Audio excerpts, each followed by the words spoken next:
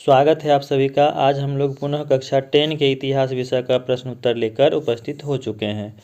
पिछले वीडियोज में हम लोग चैप्टर 1, 2, 3 और 4 का प्रश्न उत्तर कर लिया है। आज हम लोग चैप्टर 5 का प्रश्न उत्तर करने वाले हैं। तो चलिए शुरू करते हैं आज का यह प्रश्न उत्तर।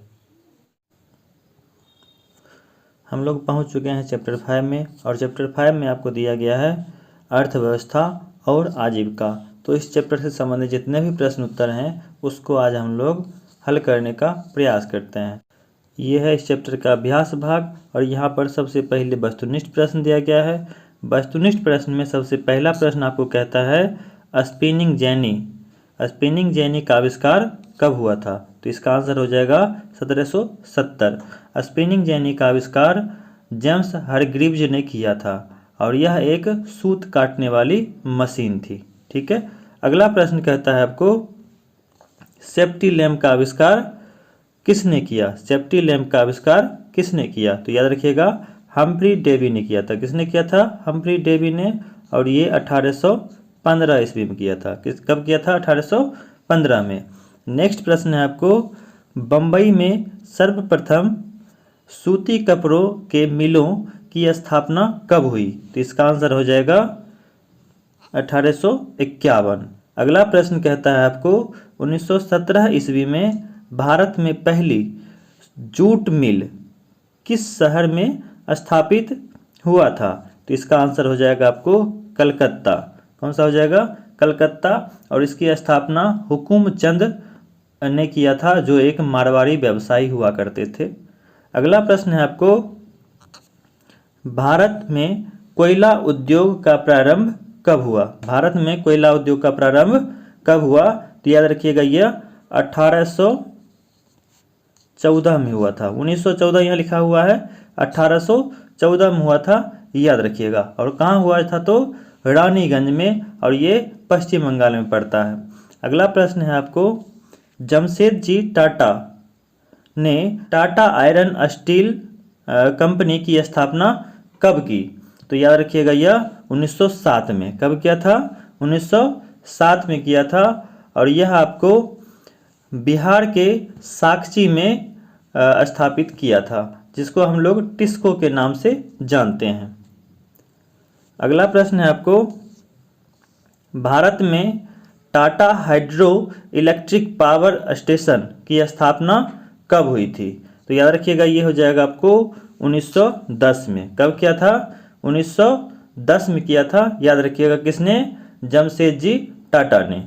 अगला प्रश्न है आपको इंग्लैंड में सभी स्त्री एवं पुरुषों को वयस्क मताधिकार कब प्राप्त हुआ? तो याद रखिएगा इसका आंसर हो जाएगा 1918 में। कब हुआ प्राप्त? 1918 में। याद रखिएगा यहाँ पर 1838 में हुए चर्चिस्ट आंदोलन का यह असर था, जो बाद में दिखा था। और ये चर्चिस्ट आंदोलन कब हुआ था? तो 1838 में। और कहाँ हुआ था? तो लंदन में हुआ था। अगला प्रश्न है आपको 9 नंबर प्रश्न कहता है अखिल भारतीय ट्रेड यूनियन कांग्रेस की स्थापना कब हुई? तो पिछले अध्याय में हम लोगों ने इसका कर लिया है। कब? तो 1920 में हुआ था। 31 अक्टूबर 1920 को इसकी स्थापना हुआ था, और इसका प्रमुख किसे बनाया गया? तो लाला लाजपत राय को। अगला प्रश्न है भारत के लिए पहला फैक्ट्री एक्ट कब पारित हुआ? पहला फैक्ट्री एक्ट, तो ये हो जाएगा 1881 में। कब पारित हुआ था? 1881 में यह पारित हुआ था, जो 1875 में गठित एक आयोग के प्रतिवेदन का ये फल था, ये प्रथम फैक्ट्री एक्ट। ठीक है, जिसमें 7 वर्ष से कम आयु के बच्चों को काम करने से प्रतिबंधित कर दिया गया था। अगला प्रश्न है रिक्त स्थानों की पूर्ति करें, जिसमें पहला प्रश्न है सन 1838 ईस्वी में डैश में चार्टिस्ट आंदोलन की शुरुआत हुई? तो यहाँ याद रखिएगा लंदन। ठीक है, जो क्या है आपको इंग्लैंड की राजधानी है। नेक्स्ट प्रश्न है सन डैश में मजदूर संघ अधिनियम पारित हुआ था? तो इसका याद रखिएगा 1926 में। कब हो जाएगा? 1926। 1926 में यह पारित हुआ था। इसके द्वारा पंजीकृत मजदूर संघों को मान्यता मिली थी। अगला प्रश्न है क्वेश्चन नंबर 3, न्यूनतम मजदूरी कानून सन डैश ईस्वी में हुई थी? तो याद रखिएगा ये 1948 ईस्वी में ये पारित हुई थी। ध्यान रखिएगा, इसके द्वारा कुछ उद्योगों में मजदूरी दर निश्चित की गई थी। नेक्स्ट प्रश्न है 4 नंबर, कहता है आपको अंतर्राष्ट्रीय श्रमिक संघ की स्थापना कब हुई थी? तो आपके पुस्तक के अनुसार यह 1920 में स्थापना हुआ था, लेकिन आप अन्य स्रोतों से देखें तो यह 1919 में स्थापित किया गया था। तो आप अपने अकॉर्डिंग इसको देख लीजिएगा। इसका मुख्यालय आपको जेनेवा में है। इसका मुख्यालय कहाँ है? जेनेवा में, जो कहाँ पड़ता है? स्विट्जरलैंड में। नेक्स्ट प्रश्न है, प्रथम फैक्ट्री एक्ट में महिलाओं एवं बच्चों की डैश एवं डैश को निश्चित किया गया? तो यहाँ याद रखिएगा आप काम के घंटे, काम के घंटे एवं मजदूरी,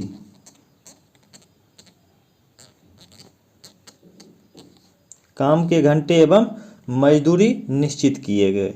ठीक है। अगला प्रश्न है आपको सुमेलित करें। इसको ए मान लेते हैं, इसको बी मान लेते हैं, ए को बी से मिलान करना है। पहला प्रश्न कहता है स्पिनिंग जेनी। तो स्पिनिंग जेनी का खोज आपको किसने किया था? जेम्स हारग्रीव्स ने किया था। और ये कब किया था? तो 1770 में किया था। स्पिनिंग जेनी एक मशीन था जिसमें 8 सूत एक साथ काटे जा सकते थे। दूसरा प्रश्न है इसमें दिया गया फ्लाइंग शटल। तो फ्लाइंग शटल का खोज जो है आपको जॉन के ने किया था। किसने किया था? जॉन के ने किया था। और इसका खोज जो है इसने 1773 में किया था, जिसके द्वारा जो है आपको जुलाहे तेजी से काम करने लगे थे। अगला प्रश्न है आपको पावर लूम। तो पावर लूम याद रखिएगा, इसका खोज जो है एडमंड कार्टराइट ने किया था। किसने किया था? एडमंड कार्टराइट ने किया था। और ये 1785 में इसका खोज किया था। ये एक प्रकार का करघा था। ये एक प्रकार का क्या था? करघा था, याद रखिएगा। अगला प्रश्न कहता है वाष्प इंजन। तो वाष्प इंजन का खोज जो है आपको किसने किया था? जेम्स वाट ने किया था। किसने किया था? जेम्स वाट ने किया था। और ये 1769 ईस्वी में किया था, 1769। अगला है स्पिनिंग म्यूल। स्पिनिंग म्यूल, और इसका खोज जो है याद रखिएगा सैमुअल क्रॉम्पटन ने किया था। किसने किया था? क्रॉम्पटन। ठीक है, सैमुअल क्रॉम्पटन। और इसका खोज कब किया था? 1779 में किया था, जो बारीक प्रकार से, मतलब पतले महीन प्रकार से सूत काटने के लिए सक्षम था। कौन सा मशीन है ये? Spinning mule. अगला प्रश्न है अति लघुत्तरीय प्रश्न, जिसका जो है आंसर आपको 20 शब्दों में देना है, अर्थात 4 से 5 पंक्तियों में इसका आंसर लिखना है। पहला प्रश्न कहता है आपको फैक्ट्री प्रणाली के विकास के किन्हीं 2 कारणों को बताएं। तो इसको लिखना है आपको फैक्ट्री प्रणाली का विकास मुख्यतः औद्योगिक क्रांति के कारण हुआ, जिसमें मशीनों का आविष्कार और जो है बड़े पैमाने पर उत्पादन की आवश्यकता प्रमुख थे। अगला प्रश्न है बुर्जुआ वर्ग की उत्पत्ति कैसे हुई? तो इसका आंसर लिखना है आपको बुर्जुआ वर्ग की उत्पत्ति औद्योगिकरण और व्यापार के विस्तार से हुई, जिसमें व्यापारी और उद्यमी समृद्ध हो गए और एक नए वर्ग का विकास हुआ।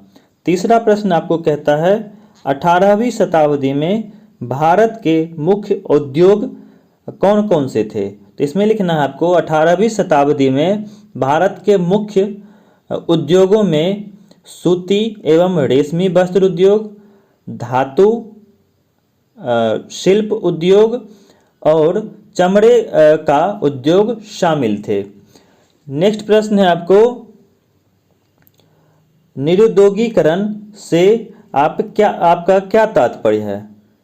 अगला प्रश्न है निरुद्योगीकरण से आपका क्या तात्पर्य है। तो इसका आंसर लिखना है निरुद्योगीकरण वह प्रक्रिया है जिसमें औद्योगिक क्रांति और विदेशी प्रतिस्पर्धा के कारण पारंपरिक कुटीर उद्योग और हस्तशिल्प उद्योग का पतन होता है।